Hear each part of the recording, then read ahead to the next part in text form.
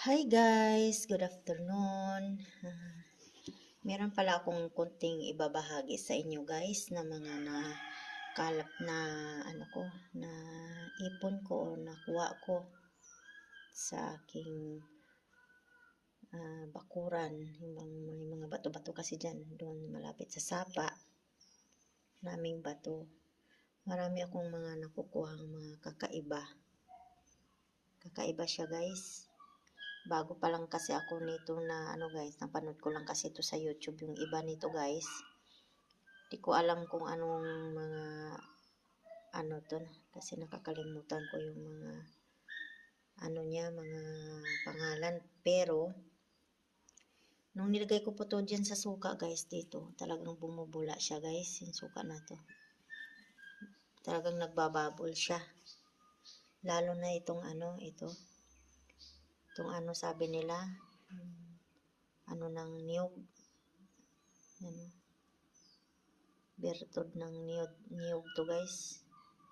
Yan. Nakuha ko rin yan dyan sa likod namin guys. Kasi maraming bato-bato dyan guys eh. Yan, nakuha ko. Yan, nung nagwawalis ako, tinignan ko siya parang kakaiba. Kakaiba siya guys. Kaya pinulot ko, ayan. Tapos tinignan ko dun sa YouTube na klaseng bato to. Yung sa niyog. Parang puno ng niyog siya guys.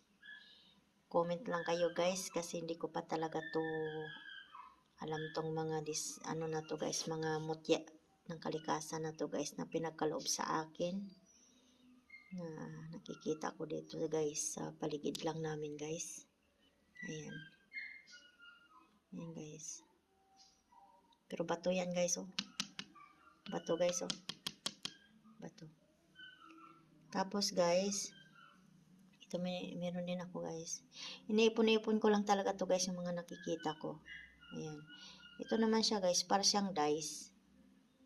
Dice yan. Para naman siyang dice guys yung design niya. Yan. Bilog din. Yan, bilog. Bilog din siya. Parang dice ang design niyan guys eh. Yan o. Siyang dice. Yan masyado nagbablurred kasi. Ayan.